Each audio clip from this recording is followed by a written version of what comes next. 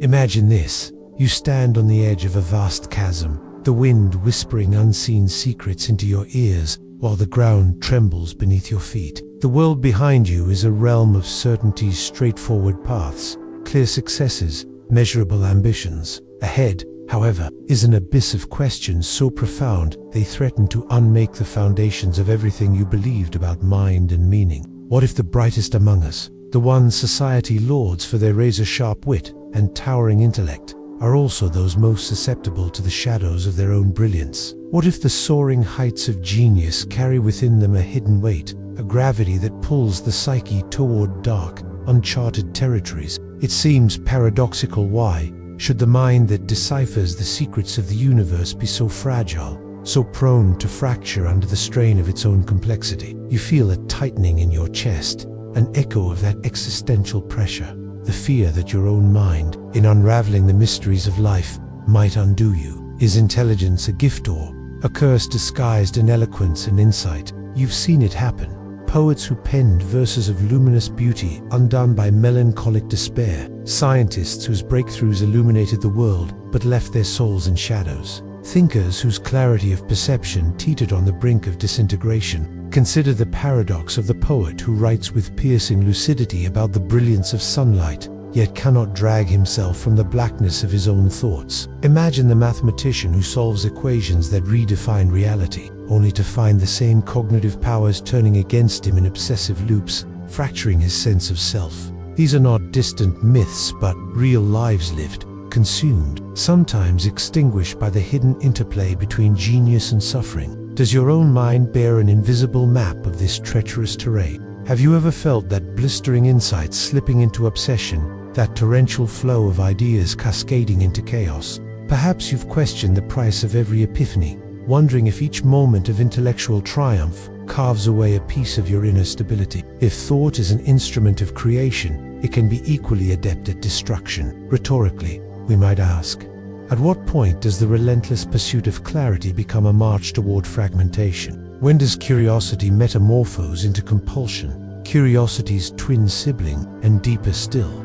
If intelligence and, by extension, self-awareness pulls you toward suffering, what does that reveal about the nature of consciousness itself? You can feel the tension building, like muscles coiling before a plunge. The questions multiply in your mind.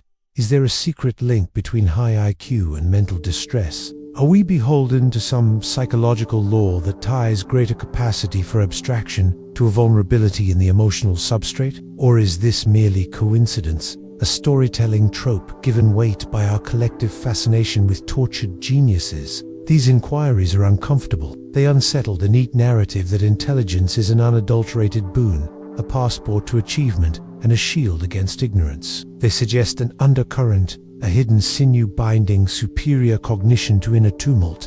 And if that's true, what must you do to navigate it? How do you preserve the flame of insight without letting it scorch the very self that kindles it? Beneath the surface of every mind resides a tension between order and entropy. Intellect seeks to impose structure upon chaos per turn, upon randomness, but in doing so, it reveals the vast unknown that even the brightest mind cannot fully conquer. The more you understand, the more you become aware of the countless enigmas that surround every answer. In that widening gyre lies the seed of anxiety. In the chasm of limitless possibilities, the weight of existential dread. Before you can comprehend the depths of this paradox, you must stand at the threshold and face the piercing question: do we pay a hidden toll for every insight we prize? Can the very act of knowing, of pushing thought beyond its comfortable boundaries so erode our emotional resilience that we risk collapse?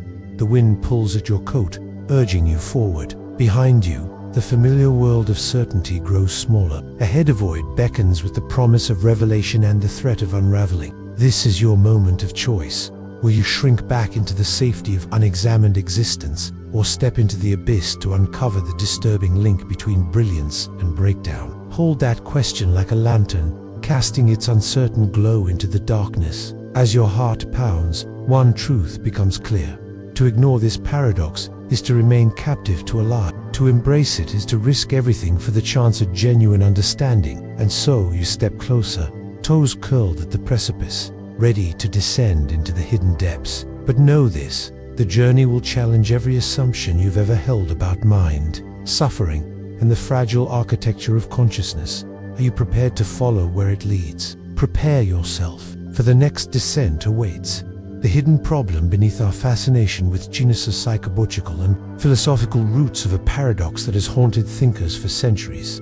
Here cross the threshold into a twilight realm, where light and shadow waltz in uneasy harmony. Here, the twin forces that shape your secretion and emotion are no longer allies, but rival monarchs vying for dominion. To understand why intelligence can become a crucible for mental suffering, you must peer beneath the surface into the hidden undercurrents that propel thought toward its perilous edge. Carl Jung called it the shadow, the unconscious repository of impulses and fears that your conscious mind refuses to acknowledge. The more acutely you analyze the world, the more you expose yourself to the contours of your own hidden self, of those dark compartments locked behind the oak doors of your psyche. Each insight you prize is paid for with a toll on this fragile balance. With every step toward self-knowledge, you summon the contents of your shadow, and without the tools to integrate its darkness, you risk a psyche. Friedrich Nietzsche, too, warned of the overbearing will to know. For him, the ascent into philosophical heights comes at a cost,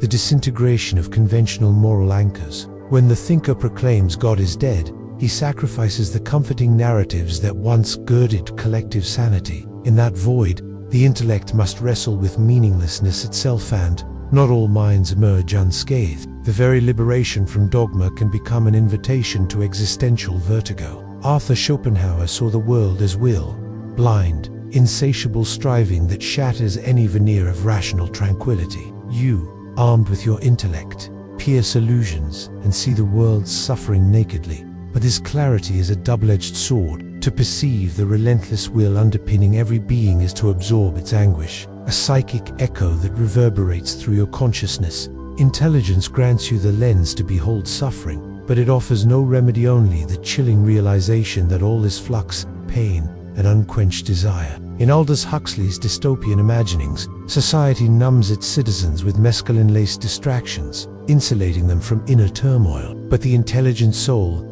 ever restless, rejects such soporific measures. You sense the anesthetic's lie and recoil from the manufactured serenity, plunging instead into the raw depths of unfiltered experience. For you, mental equilibrium is not a static state, but a precarious dance on a wire spun between craving and avoidance. Jean-Paul Sartre declared that existence precedes essence, meaning each of us must forge our own identity in a yawning void. This radical freedom is intoxicating and terrifying. To shape your being through sheer will of thought strips away the inherited definitions that shelter the unreflective mind. You must stand naked before the horizon of possibility, choosing meaning moment by moment. And when the weight of that responsibility becomes too great, the mind can fracture under the strain of infinite choice. Viktor Frankl, whose survival in Auschwitz birthed logotherapy, reminds you that even in the darkest abyss, meaning can be found. Yet his counsel carries an implicit warning.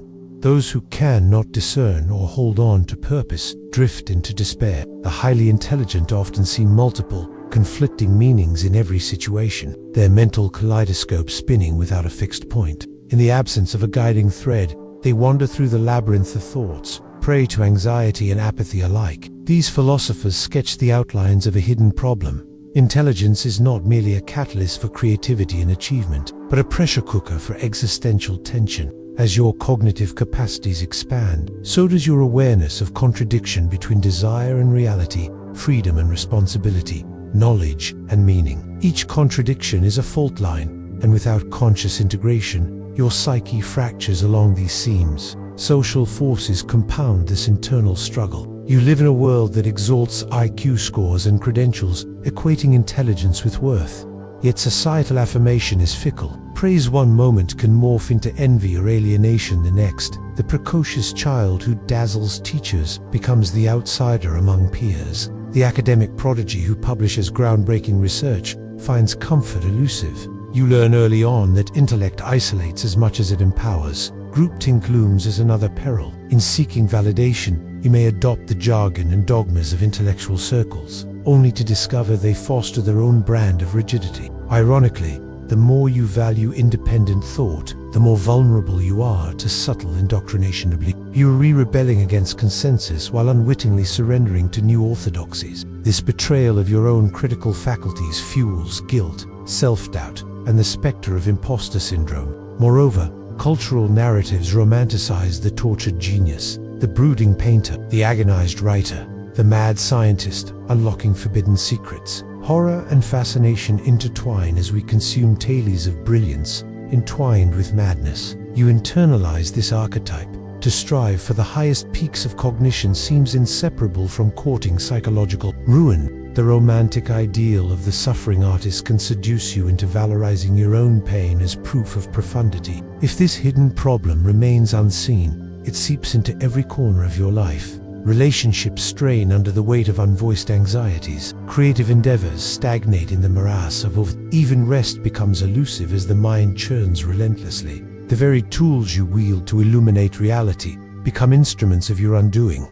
Yet all is not predetermined. The roots of this paradox run deep in philosophy and psyche, but they are not unbreakable chains. Understanding their origin is the first step toward transcendence. In the next descent, you will confront the silent ramifications of this hidden force. How it shapes your choices, distorts your perceptions, and molds the very structure of society. There, in the interplay of cognition and consequence, lies the key to escaping the trap you now recognize. Brace yourself. You're about to glimpse the unseen consequences that intelligence, untempered by wisdom, inflicts on both the individual soul and the collective world. You descend further into that twilight realm, where every thought ripples outward like a stone, tossed into dark water, and the waves you create come crashing back, reshaping the shore of your mind and the world around you. This is the domain of unseen consequences, the silent, insidious ways that unbridled intellect warps perception, relationships, and the very fabric of society. Notice how your own life begins to feel like an experiment. Each interaction a hypothesis to be tested. You analyze every word spoken to you, weighing subtext against intention, decoding hidden patterns in tone and gesture. What seems like curiosity at first morphs into hypervigilance. Are they judging you, testing you, hiding something? A simple conversation becomes a labyrinth of interpretations, each corridor branching into 10 more, until you find yourself lost in the echo of your own Trust erodes, and genuine intimacy recalls. How can anyone get close when you treat every friendship like a puzzle to be solved? Your senses sharpen, yet paradoxically, you feel dulled. Heightened awareness of cognitive biases, confirmation bias, availability heuristic, the Dunning-Kruger effect. Every thought is shadowed by an inner critic whispering, are you seeing the full picture, or merely the fragments you want to see? You hesitate before drawing conclusions, fearful that any certainty will become tomorrow's regret. Decisions stall. Opportunities slip through your fingers, and the world accelerates past your frozen logic. In the workplace, your brilliance can become a weapon turned inward. Projects you conceive are dissected in meticulous probabilistic models, contingency plans, yet you overlook the human element, emotion, spontaneity, the unquantifiable spark that ignites collaboration. Colleagues mistake your intensity for aloof. Meetings become battles of wit rather than mutual creation. You're lauded for your vision but dreaded for your critiques. The salary and status climb, but so does isolation. The higher the peak you scale, the lonelier the summit. Society at large feels the tremors. When public discourse is hijacked by overanalysis, nuance becomes a luxury. Every policy, every headline is shredded into data points and divergent interpretations. Facts no longer coalesce into consensus. Instead, they fracture into competing narratives. You witness this splintering in social media's echo chambers, where intelligent arguments spin off into solipsistic monologues.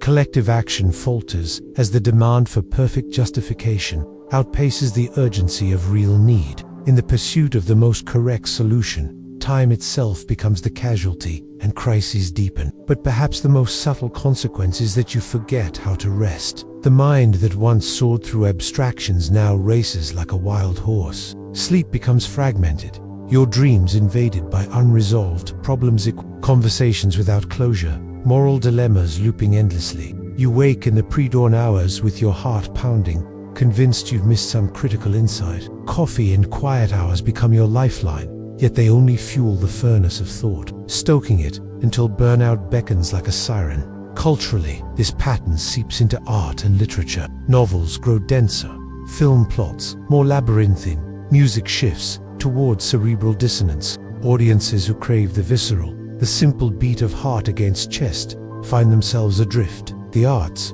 once a sanctuary from the tyranny of reason, become battlegrounds for theoretical rigor. You attend a gallery opening and overhear critiques laden with semiotics, but wonder where the soul has gone. Beauty is dissected into symbols, emotion reduced to thesis. Even your inner world fractures. You remember a time when dreaming was an unstructured voyage, a kaleidoscope of images and emotions that required no commentary. Now you annotate your own dreams, cataloging symbols and their potential meanings. A red door in a dream becomes a signifier of repressed desire, a falling sensation, the herald of existential dread. You lose the capacity for surrender, for the simple pleasure of not knowing. This is the quiet strangulation of wonder. And then there is the cost to your emotional health. Anxiety thrives in the soil of uncertainty, and you cultivate it unwittingly. Depression can follow, a retreat of energy when the mind tires of ceaseless questioning. Obsessive thoughts tighten their grip, and you chase elusive certainties like a mirage in the desert. Even joy feels suspect. Was that genuine exhilaration, or just another cognitive distortion? Your emotional spectrum narrows until only shades of dread and meticulous calculation remain. What of creativity? Paradoxically, the very intelligence that birthed innovation now clamps down on it. You critique your own brainstorming as it occurs, culling impractical ideas before they take flight. Risk becomes anathema, and the spark of the reckless leap so crucial to discovery grows faint. You start to believe that only perfect ideas warrant pursuit, forgetting that in imperfection lies potential. And yet, amid these unseen consequences, a glimmer persists. The possibility that you can recognize these patterns and choose otherwise. You sense that awareness of the trap is the first fissure in its walls. Perhaps the scar tissue of burnout, the hollow victories of accolades can serve as warning signs, guiding you back toward balance. But before you can seize that path, you must confront the visceral truth. Intelligence unchecked becomes a cage of your own making. It carves deep canyons between thought and feeling, individuals and society, dreams and reality. It exacts a toll in silent fractures you may not notice until they threaten to shatter the whole. Hold this realization as a lantern in the darkness. The unseen consequences of intellect are not abstract theories but living shadows stalking your mind. They shape every decision, every relationship, every creative burst, often without your conscious permission. To ignore them is to drift deeper into the maze, yet hope lingers at the edge of that maze. In the next chapter, you will discover the rebellion against this invisible force, a radical shift of perspective, a reclamation of creative freedom, an emancipation of mind and heart. Prepare yourself for strategies that defy conventional wisdom and examples of those who have torn down the walls of their own intellect to reclaim the breath of wonder. The breakthrough awaits if you dare to seize it. You feel the weight of invisible chains rattling around your mind, the relentless the isolation, the smothering certainty that every idea must be forged in the crucible of perfect logic. But deep inside, a different voice whispers, there is another way. It begins as a tremor, barely felt, yet it carries the promise of liberation. This is the moment of rebellion, the radical decision to shatter the iron bars of overanalysis and reclaim the freedom of unshackled thought. First, imagine discarding the myth of perfect insight. What if you treated your ideas as clay in progress rather than marble statues carved in a single stroke? To rebel is to embrace impermanent stat. Every concept can and should be molded by spontaneity, collaboration, and even failure. Picture an artist splattering paint without trusting the flow of the moment over any predetermined composition. In that trust lies a power far greater than meticulous planning, the power to discover unexpected truths,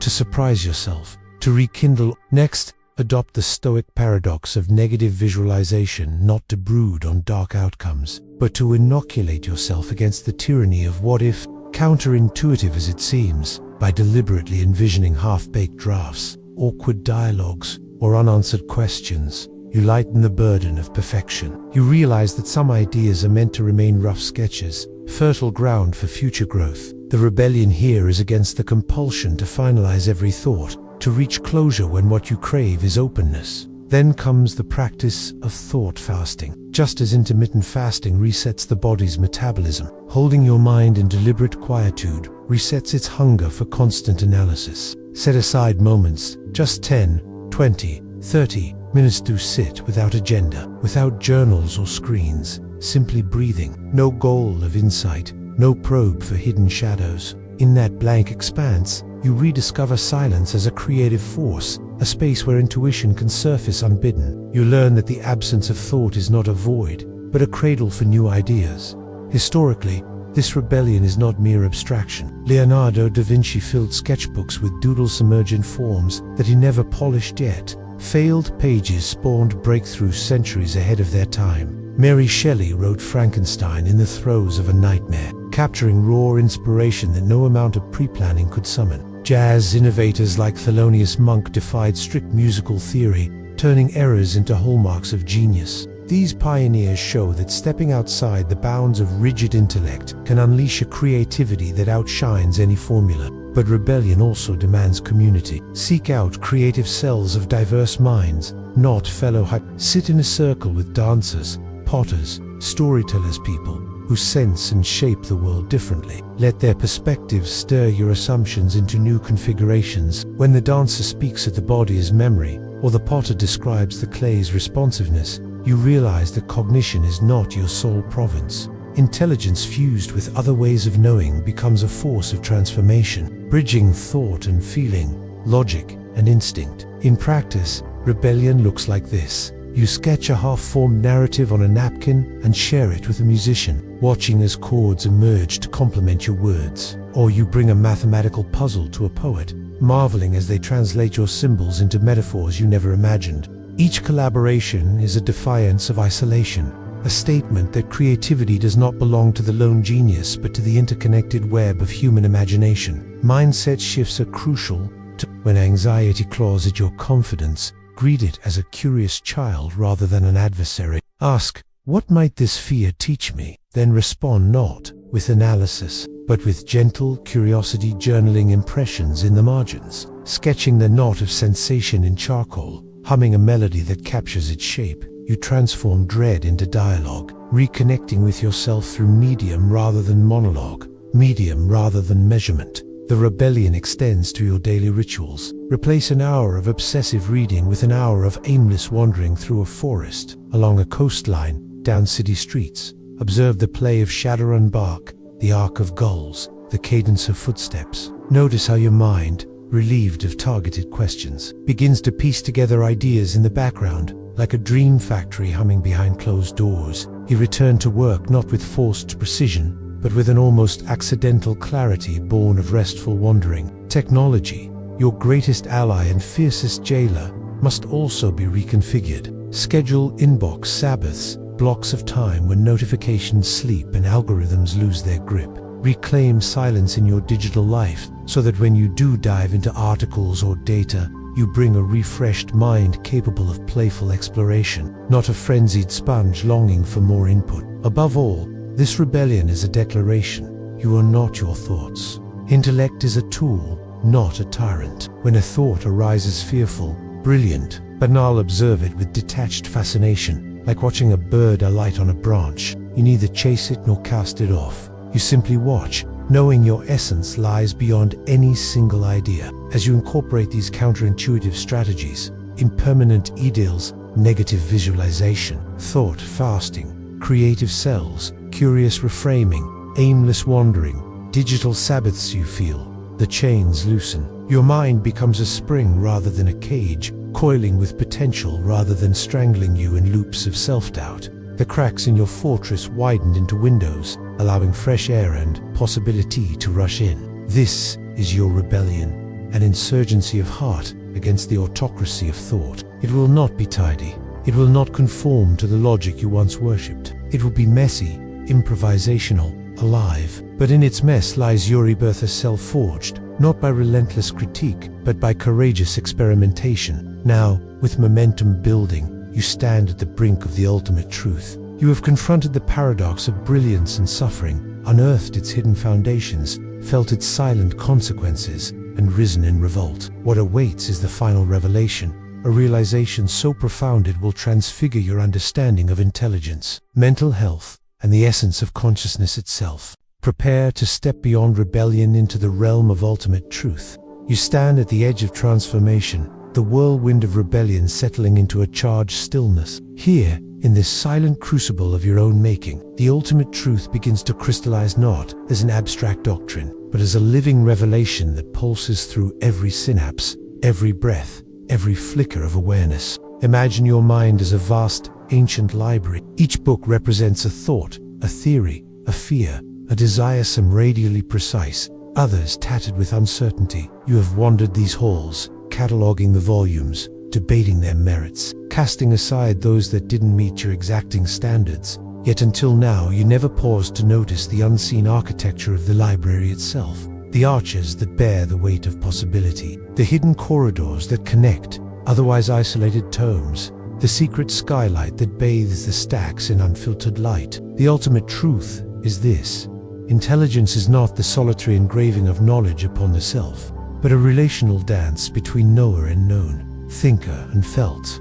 question and mystery. You are not an island of cognition adrift in a sea of data. You are the sea as well. The currents of thought, emotion, and intuition swirl within you as interconnected currents, inseparable and co-creative. To perceive intelligence as merely cerebral is to read only the margins of your own existence. Feel that revelations settle in your bones. Your essence transcends thought. Consciousness is not the ruler of your life, but its partner and ally that thrives in harmony with the unspoken, the unseen, the embodied. Where once you saw emotion as the pesky antithesis of reason, now you perceive it as the heartbeat of insight, the rhythm that guides inquiry toward meaning. Where once you framed intuition as an unscientific whim, now you honor it as the culmination of 1,000 unconscious patterns coalescing into a single, luminous spark. This paradigm shift reframes suffering not as a price to be paid for intelligence, but as an invitation to greater integration. Every shadow you've encountered,